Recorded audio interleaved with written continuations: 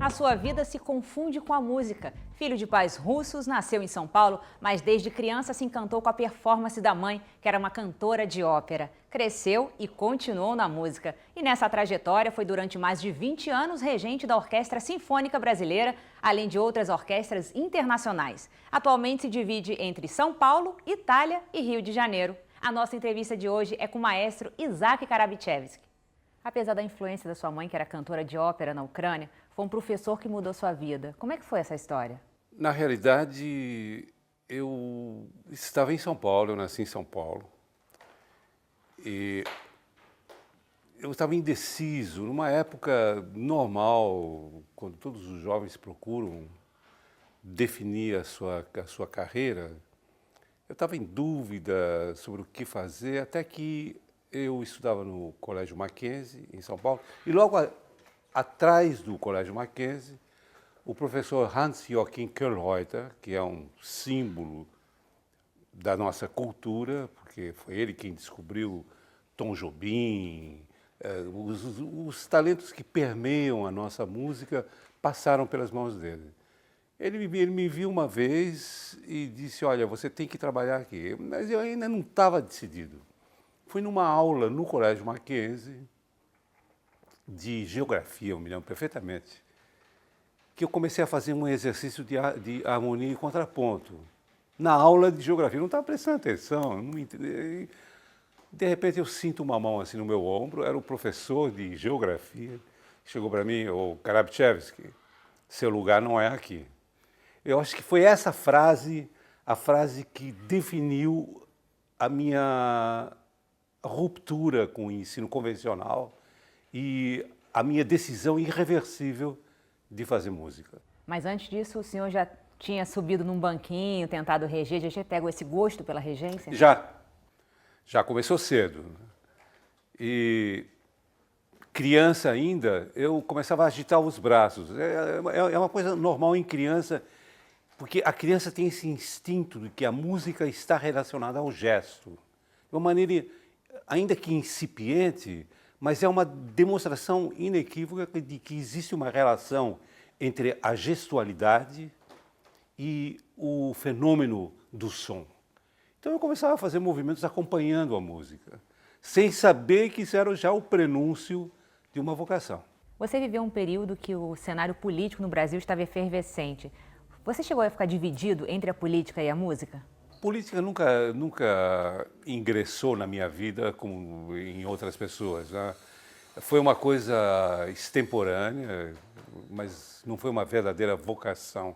A minha vocação irreversível foi realmente em relação à música. Aí, no colégio, eu pedi licença ao professor. Naquela época existia o ensino de canto orfeônico, que foi estabelecido por Villa-Lobos, e era comum em todos os colégios aquele currículo do canto orfeônico. Todo mundo fazia canto orfeônico. Eu considero que aquele movimento instituído por Villa-Lobos tenha sido o celeiro da formação de vários profissionais que hoje estão por aí. Eles começaram naqueles corais. Isso foi na década de 50, princípios dos anos 60. Ainda existia viva essa tradição do canto coral. Aí eu pedi ao professor, muito jovem ainda, de subir num banco e reger o coro. Ele disse, reja. Eu subia e ludicamente, eu trabalhava o coro com o movimento, sem saber o que estava fazendo, né? E inventava as vozes. Olha, vocês cantam. Eu me lembro que a música era Deus salve a América, uma coisa assim. E eu dizia, olha, baixos cantem, Deus salve a América. Tenores cantem, Deus salve a América. E aí inventava as vozes, né? Como se fosse uma polifonia, como se eu estivesse escrevendo. No dia seguinte eu ia ensaiar os baixos, eu já tinha esquecido o que tinha. Eu não sabia escrever música, né? Eu tinha esquecido completamente. Esse foi o primeiro contato com um conjunto de vozes que, na realidade, já pronunciavam a minha vocação para dirigir orquestra. Daí para a Alemanha, onde você ganhou uma bolsa para estudar, como é que foi essa trajetória? Aí eu comecei a estudar com Koellreuter. Koellreuter veio de lá, tinha muita ligação com o governo alemão, que estava se recompondo após a Segunda Guerra Mundial. E o plano deles era convidar talentos de todas as partes do mundo para estudar na Alemanha. Eu fui um dos contemplados. E recebi uma bolsa do Deutsche Akademische Austauschdienst, que quer dizer Ministério Alemão para o Trabalho de Troca de Estudantes, né? Então eu fui para Freiburg, no sul da Alemanha, ingressei na universidade e me formei já em 1962 com distinção. Foi um dos cargos maiores que a Universidade de Música dava aos seus alunos. Eu me formei com distinção em todas as matérias. Foi realmente um período decisivo, porque lá na Alemanha eu pude consolidar toda a minha parte teórica que iria me servir como referência depois para todos os projetos futuros.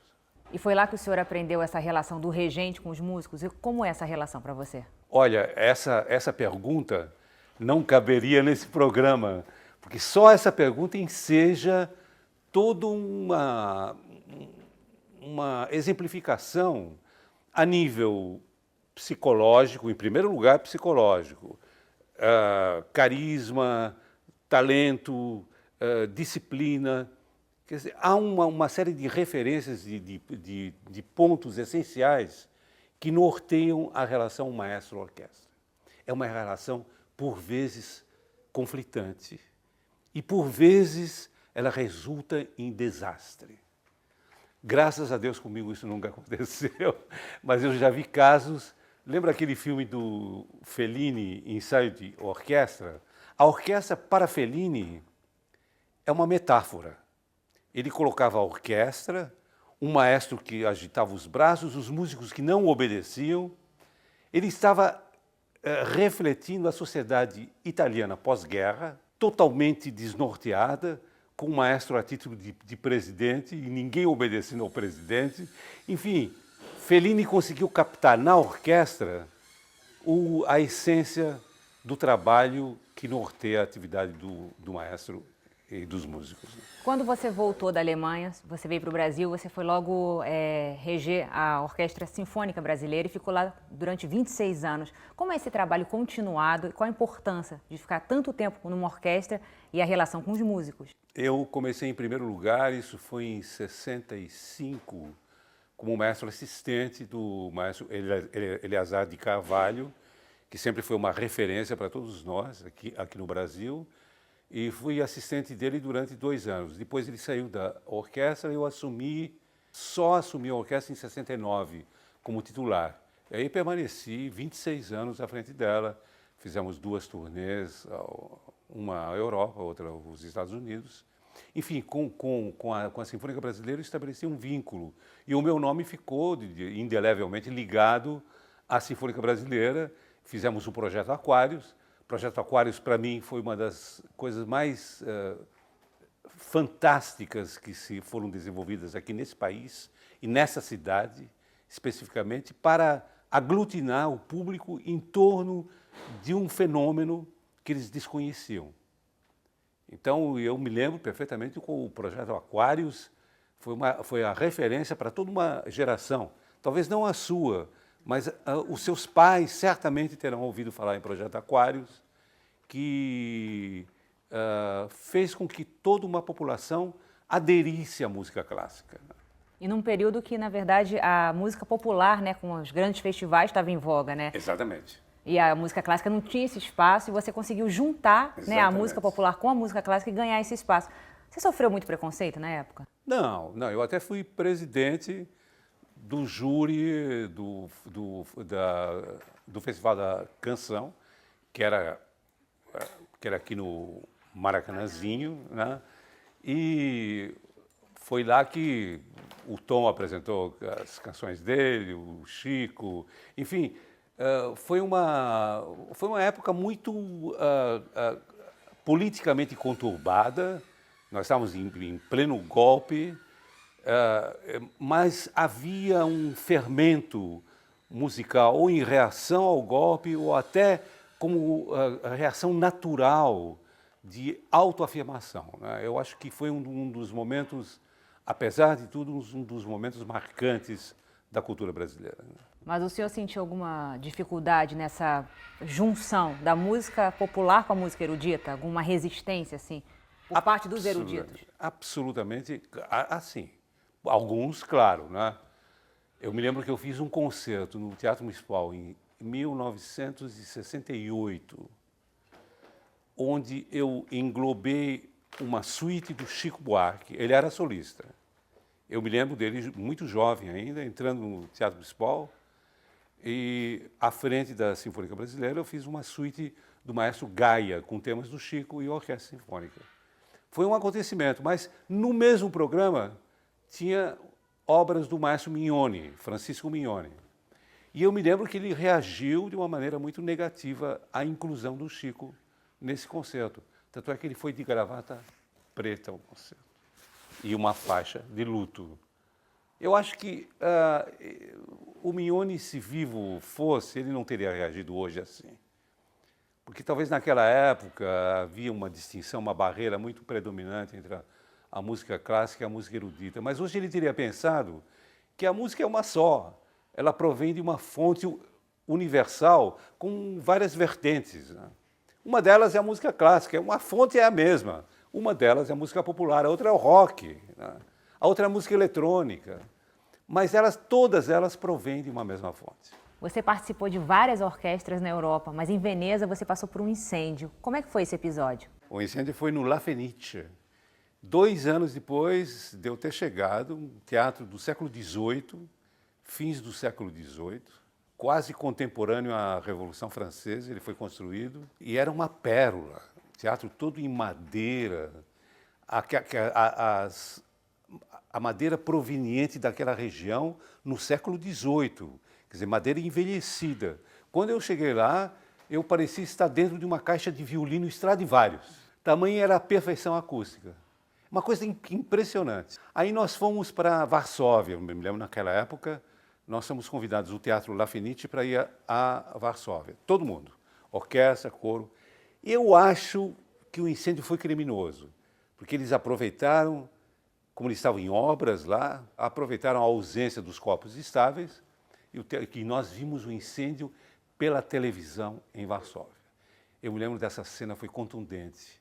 Os músicos olhando a televisão e chorando, porque era a casa na qual eles tinham vivido e que era uma referência para todo mundo.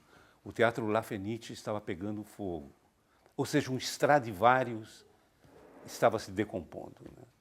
Depois eles reconstruíram. O prefeito de lá, o Mário Cacciari, dizia como era dov'era, devia ser construído onde era e como era. Mas eu fui ver depois, não é a mesma coisa. É uma acústica em plástico, eu acho que é madeira, mas não é a mesma madeira original do século XVIII, né? A madeira, você sabe, é um elemento fundamental na difusão do som. Quando a madeira é meio opaca, o som também ele não percorre o nível dos seus harmônicos, ele se estanca. E o que me deu essa impressão que o som era estancado, ele não tinha fluidez que tinha com a madeira original antiga, né? Uma pena. Mas na Itália é assim. Na Itália, eles dizem que é um museu ao ar livre. Tudo é passível de sinistro, seja por fogo, em Veneza, no caso de inundações, né? Mas principalmente fogo, porque a Itália perdeu vários teatros, o Teatro de Bari, o Teatro de Palermo, vários teatros que foram atingidos pelo fogo. Desde 2004, você está à frente da orquestra da Petrobras, que tem um modelo diferente de gestão. Gostaria que você falasse um pouco desse modelo e qual a importância de uma cidade ter uma orquestra. A importância de ter uma orquestra numa cidade como o Rio de Janeiro, ter mais uma orquestra, é absolutamente fundamental quando se compara com outras cidades em todo o mundo. Eu me lembro que Tóquio, a última vez que eu fiz um concerto lá foi a 9ª Sinfonia de Beethoven, no mês de dezembro, onde essa obra era repetida pelas 11 orquestras de Tóquio. 11. Então, essa é uma amostra da vitalidade que tem a cidade e do interesse de um público muito heterogêneo em, em assistir às orquestras, se interessar pelo que elas estavam realizando. Aqui no Rio de Janeiro nós temos Nacional, Teatro Municipal, Sinfônica Brasileira, uma orquestra especificamente de ópera, que é o Teatro Municipal, a antiga Orquestra Sinfônica Nacional, que é a orquestra de Niterói, a RFRJ, tem a Orquestra Sinfônica Brasileira e pronto. Quer dizer, elas atendem públicos muito específicos. O fato de nós termos começado aqui com a Orquestra Petrobras Sinfônica, nem tinha esse nome, era a Orquestra Pro Música. Depois a Petrobras resolveu encampar a orquestra e transformá-la como um cartão de visitas da empresa. Isso foi um salto primordial para que a orquestra ampliasse o número dos seus integrantes e criasse uma condição de sobrevivência, né? Porque não tinha até então. A orquestra, ainda como pró-música, era uma terceira via. Com esse apoio da estatal, ela se consolidou como um grupo artístico. Quando eu entrei em 2004, o repertório ainda era um pouco incipiente. Aí nós estipulamos como condição básica da minha entrada que a orquestra crescesse a nível de repertório. Hoje ela é uma orquestra absolutamente fundamental, com o seu público específico que lota o Teatro Municipal. Quanto ao seu modelo de gestão, ele é único aqui no nosso país. Ele é comparável ao que tem a Filarmônica de Viena e a Filarmônia em Londres. Outras orquestras que adotam esse mesmo modelo, onde os músicos escolhem os seus maestros e os músicos estabelecem parâmetros de administração. Ou seja, eles podem até convidar outras pessoas a participarem dessa engrenagem administrativa. Mas a opção da condução da orquestra é dos próprios músicos. Eu acho isso... Eu não estava acostumado a esse modelo, que é a primeira vez com o qual eu trabalho, mas eu devo dizer que é fascinante trabalhar nesse processo dialético de você discutir cada problema a nível de quase Assembleia Geral. Eu acho isso formidável. Isso nesses últimos anos, foram 10 anos, me deu uma vivência maior das necessidades, das angústias da classe musical, e foi para mim um processo de aprimoramento. Você teve sempre essa experiência com músicos profissionais, aí você foi trabalhar lá em Heliópolis, que é uma das maiores comunidades de São Paulo. Como é que foi essa experiência? O que mudou na sua vida? Mudou muita coisa. Olha, foi a cereja no bolo, né? Foi a cereja no bolo. Eu não esperava chegar a essa fase da minha vida, já com idade de me aposentar, estar trabalhando com um grupo de jovens carentes e trabalhando como, se você ouvir essa orquestra, você chora.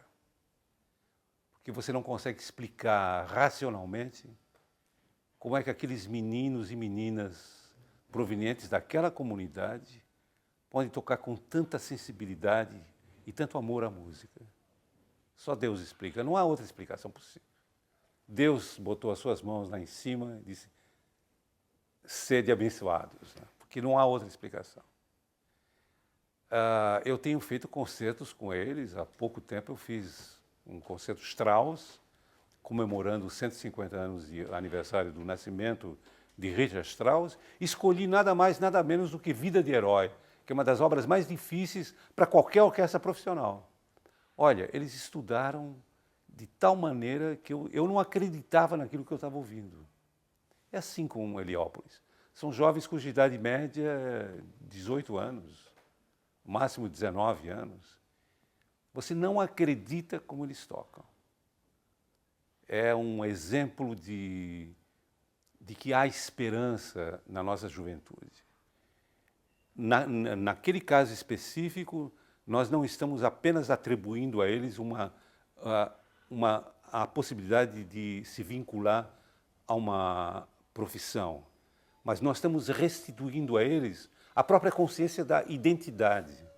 É um trabalho mais a nível social, tão importante quanto o nível musical. Eu daria mais importância ao nível social ainda, porque eles escapam de ser traficantes, ladrões e assassinos, para se imiscuírem num universo que é repleto de luz e felicidade. De Heliópolis para a Itália, como é que você leva essa experiência desses alunos de Heliópolis, uma comunidade carente de São Paulo, para o Masterclass que você oferece na Itália, que tem alunos do mundo todo? Esse é o 15º ano que eu vou à Itália e realizo esse curso para jovens de todas as partes do mundo, japoneses, coreanos, chineses, principalmente asiáticos, vem profusão. Mas eu tenho muitos alunos brasileiros também. E explico principalmente aos brasileiros que o trabalho de regeneração da música aqui no Brasil começa pelas favelas. Foi uma experiência contundente que nós tivemos com Heliópolis. Os maiores talentos estão escondidos. É como a prospecção do petróleo. Só que você não precisa ir a 1000 metros, não. Eles estão lá na superfície à espera de um projeto. Quando você apresenta esse projeto, há jovens talentos por aí. Na Rocinha, eu tenho certeza que existem mais de 1000 jovens talentosos. Basta que alguém se proponha ir até lá e apresentar um projeto. Como a gente cria essa magia da música?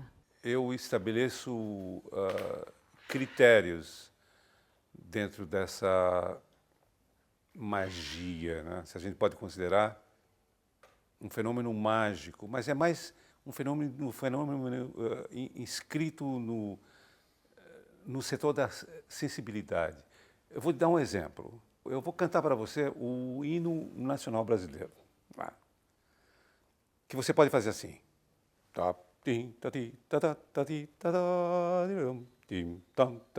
Ou você pode fazer.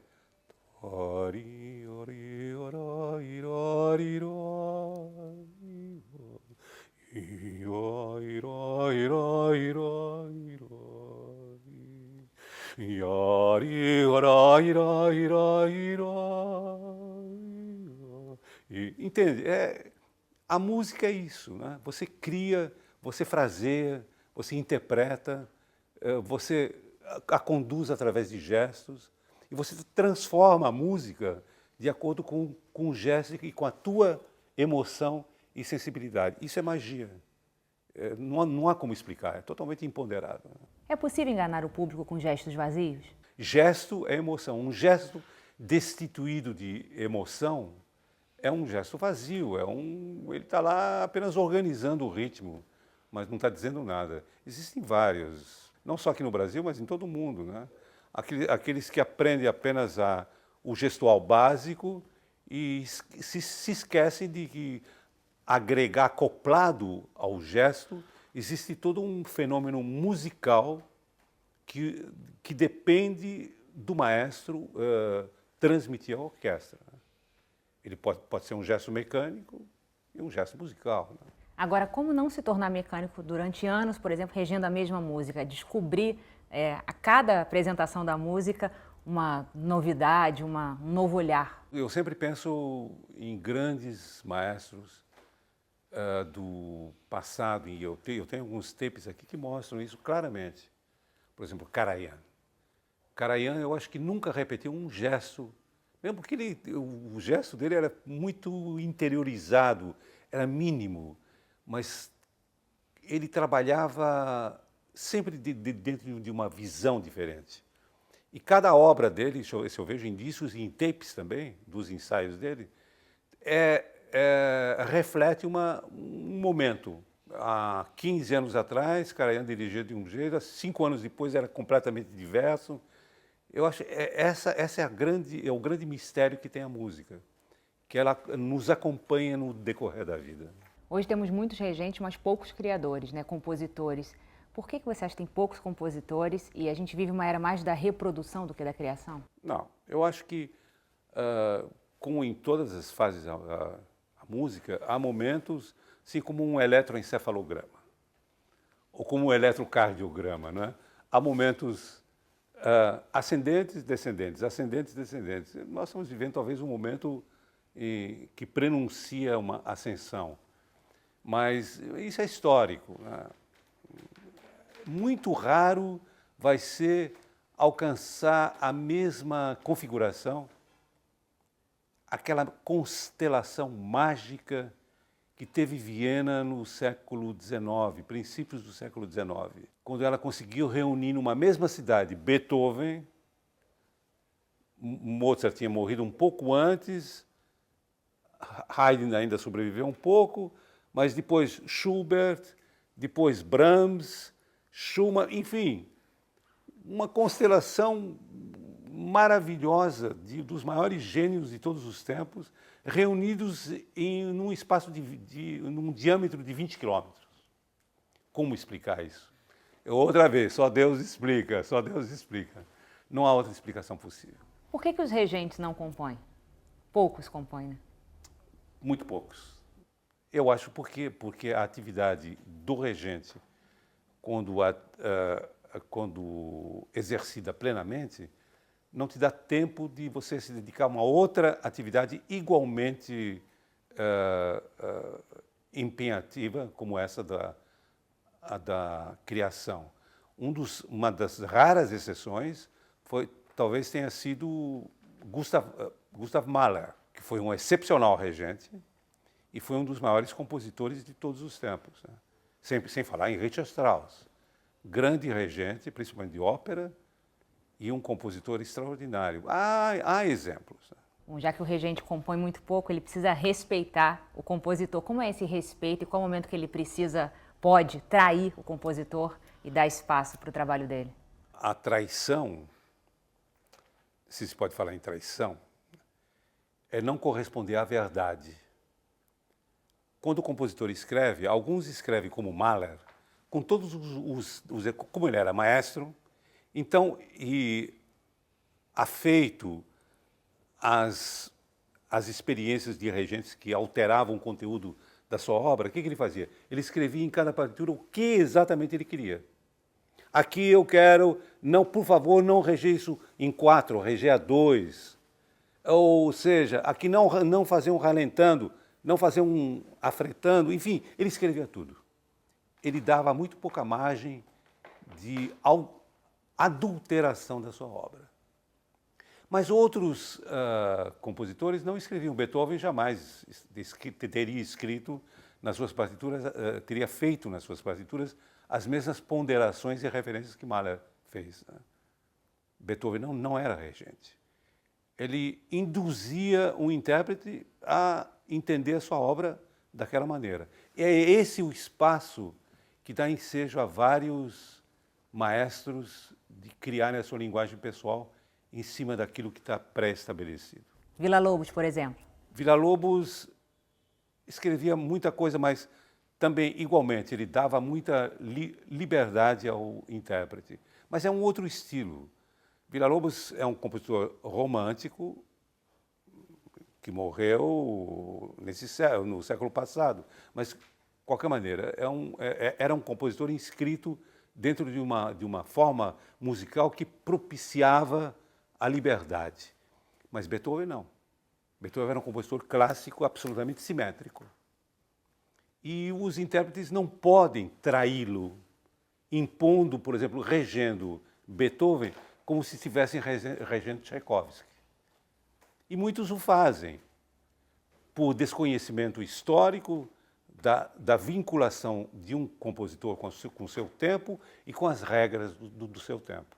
Eu posso me permitir improvisar um determinado movimento numa sinfonia de Villa-Lobos que eu estou gravando com a OSESP agora, porque aquele movimento era baseado num choro. E eu sei que o choro é totalmente livre. Tem a parte do improviso, né? É um fator fundamental, o improviso é fundamental. Você não pode fazer um choro de uma sinfonia de Villa-Lobos como se estivesse regendo um movimento de uma sinfonia de Beethoven. São incompatíveis. Bom, do erudito para o samba, como é ser homenageado por uma escola de samba? Essa é outra cereja do bolo. Eu acho fantástico, né? Porque para mim, olha, eu preciso revelar para você uma grande verdade. Eu nunca tinha entrado